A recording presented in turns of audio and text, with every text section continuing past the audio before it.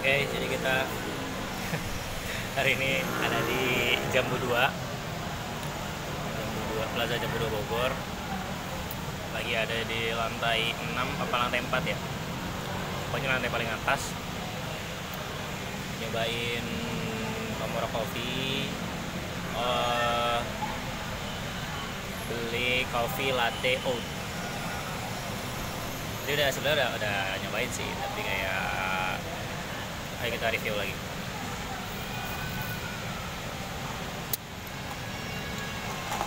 Gulanya belum aduk. Kalau dari rasanya sih kayak rasa kopi. Terus kayak ada satu rasa yang dominan, tapi bukan kopi.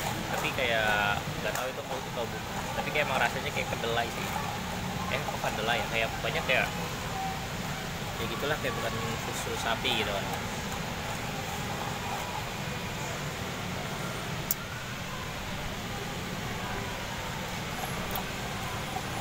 Mungkin kalau bisa sih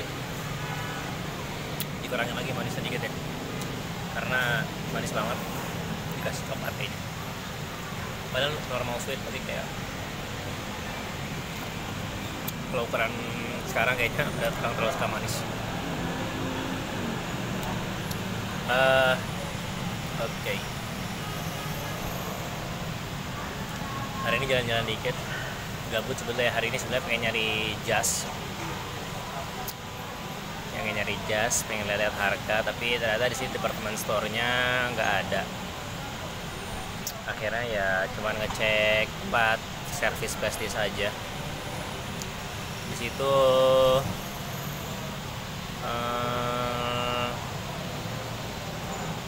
apa ya?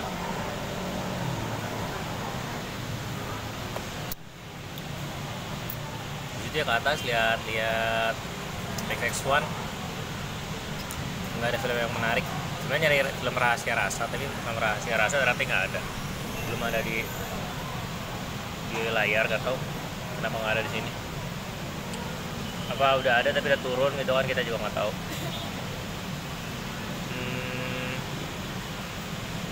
Malas nonton Captain America, sama malas juga nonton Perayaan Mati Rasa. Sakatumpa sih bisa sih nonton lagi, tapi kayak not interested watching it again. At least not without another person. Yeah, I think so.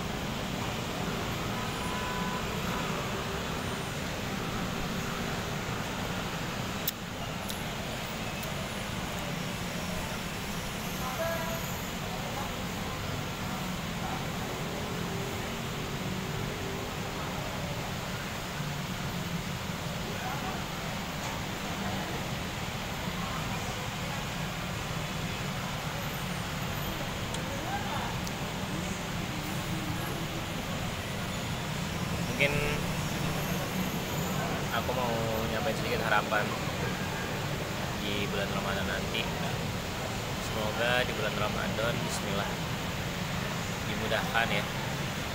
Bismillah, di bulan Ramadan dimudahkan untuk berhenti dari GMO, porn, masturbation, and orgasm. Dan semoga sudah stop. Kita nggak butuh pula ya, kita nggak butuh juga untuk saat ini, dan kayak udah nggak terasa apa ya, nggak ada keinginan besar juga kan, kecuali kayak dorongan sesaat. Tapi kayak setelah dilakuin pun kayak nggak ada perasaan puas gitu kan, karena ngelakuinnya sendiri. Anyway, dan juga kayak ya buat apa ditonton juga gitu. Kita nggak kenal orangnya, kita juga nggak saya jijik ya, tapi malah enggak, dan kita dipapari terus sama mungkin bikin kita jadi mati rasa.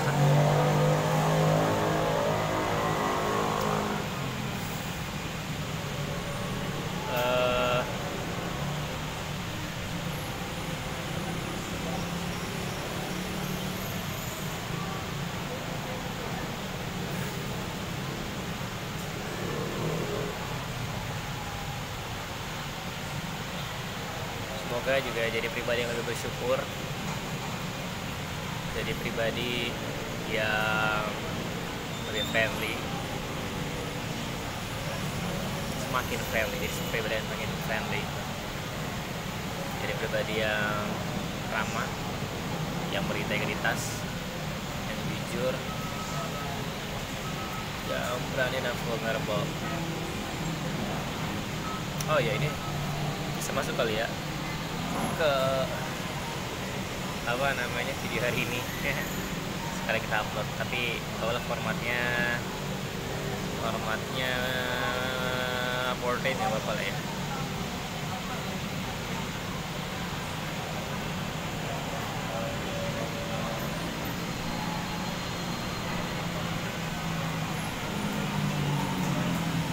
Semakin kesini semakin dewasa, semakin pengen punya teman atau orang untuk berbicara one on one, empat mata, bertukar pikiran, karena kayak hidup rasanya makin kompleks dan butuh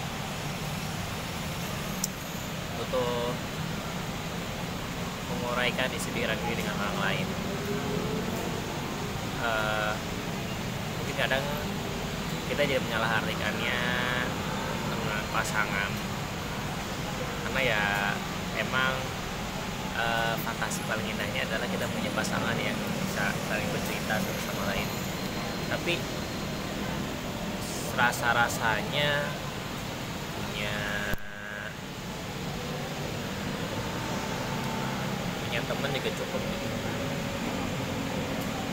Sayangnya jadi punya standar yang tinggi ke teman gitu ya, mungkin ekspektasi seorang teman kita jadinya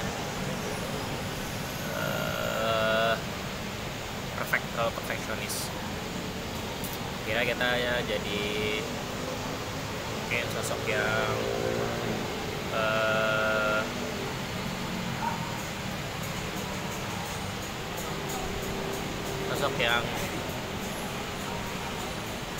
menggerutu, bitter.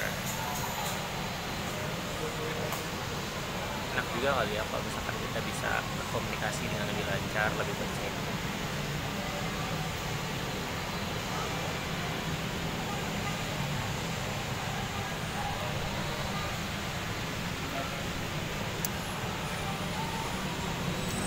Kalau ngelakuin semuanya sendiri tuh rasanya kayak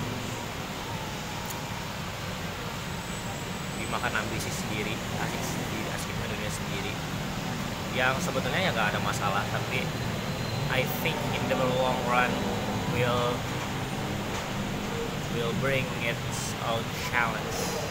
Big challenge first, because if the challenge is overcome, kalau challenge-nya bisa dituntaskan, maka tidak akan ada masalah. Tapi kalau misalkan the challenge are stack or freeze, and long enough it will become a burden to us. Also,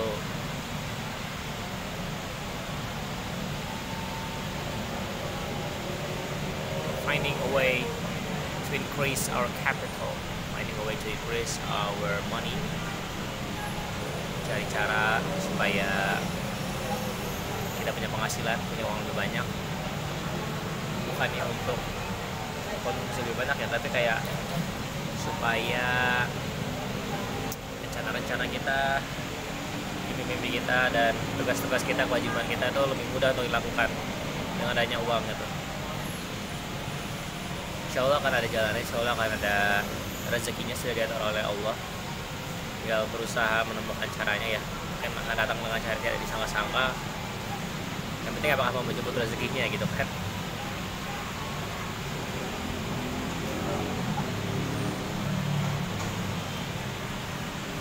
Eh, Satu hal mungkin yang aku rasa ketika terlalu asik dengan dirinya sendiri adalah kita jadi mudah tersinggung karena kayak kita nggak terbiasa ngobrol dengan orang banyak, kita nggak terbiasa dengan perspektif orang lain, jadinya kayak selalu menerjemahkannya dengan the worst possible way gitu kan. Padahal obviously people come with the best intention. From the other person perspective must be it is come with a good intention, not an ill intention. However, because we are not used to communication or chats or conversation or interaction with people, sometimes confuse us and I don't know, makes us what to say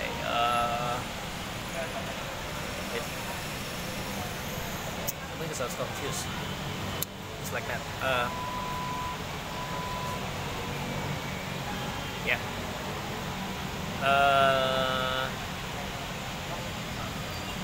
I have also a short story. I have a short story. Alright. So here's the catch. I'm gonna write it. I will write it. The title for the story is Angsa Cinta, which is a story. There's this guy, Juni. Juni is on a date with his special one. He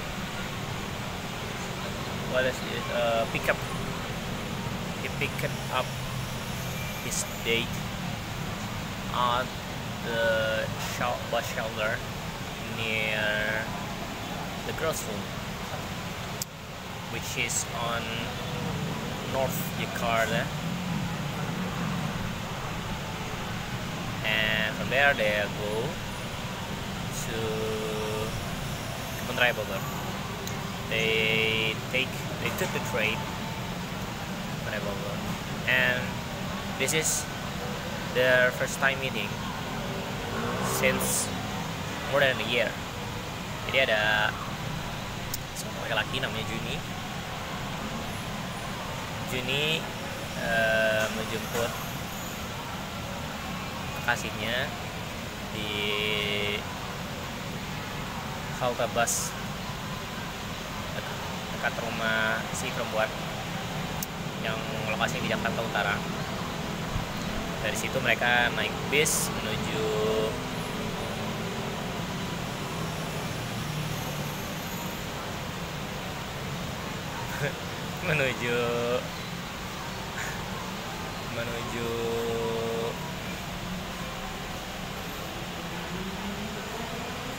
train station, menuju stasiun kereta api.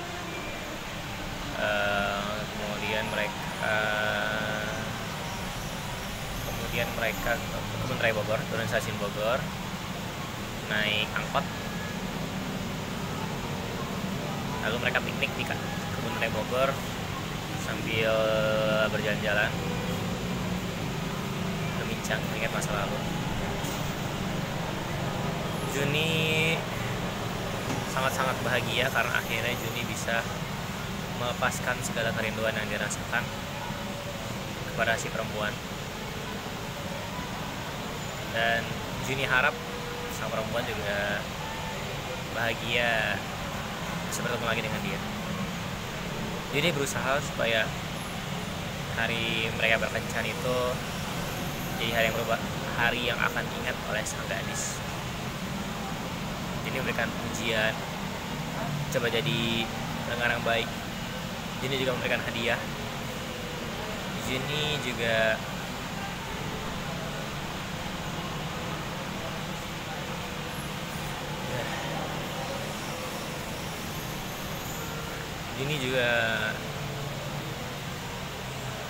mencoba sedikit terbuka mengungkapkan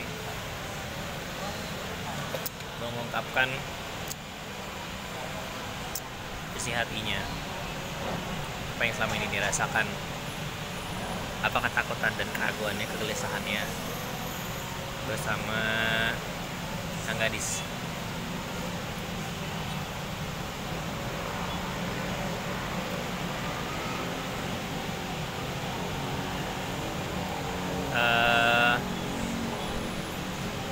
Kemudian Juni mengajak,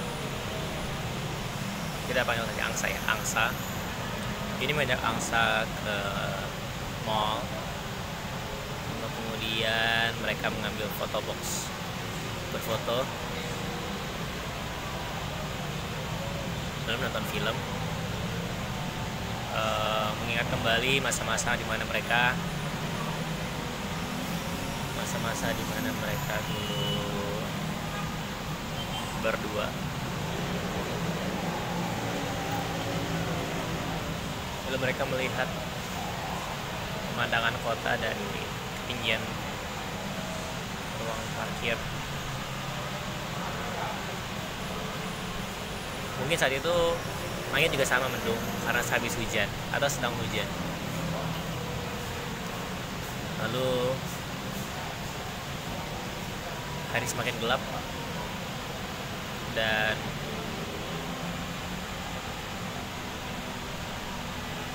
waktunya untuk Angsa pulang.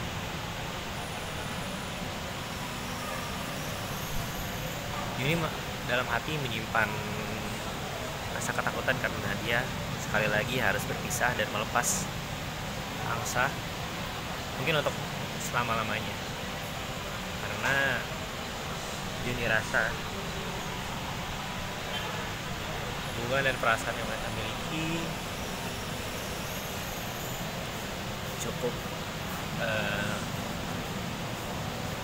bersifat untuk saat ini saja, tidak untuk melanjutkan, karena masing-masing Juni dan Angsa punya dunia masing-masing, punya panggilan dan masing-masing yang sangat berbeda dan membutuhkan keberadaan mereka. Tapi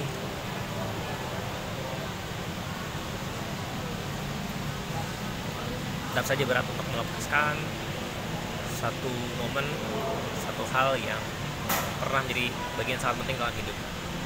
Tapi Juni harus banyak melepaskan. Dan dalam proses penerimaan itu, dia berusaha untuk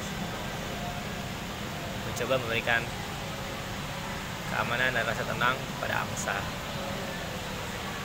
Walaupun sebenarnya Juni yang sangat membutuhkan kata-kata dari Angsa yang butuh diyakinkan Angsa bahwa dunia akan baik-baik saja meskipun mereka tidak bersama-sama. Karena itulah yang selama ini Angsa cari setelah dulu mereka bertengkar. Karena itulah yang sejak dulu Juni cari ketika dahulu mereka bertengkar dan putus hubungan atau lost contact. Di perjalanan kereta sunyi, Juni lebih banyak mengusap rambut Angsa.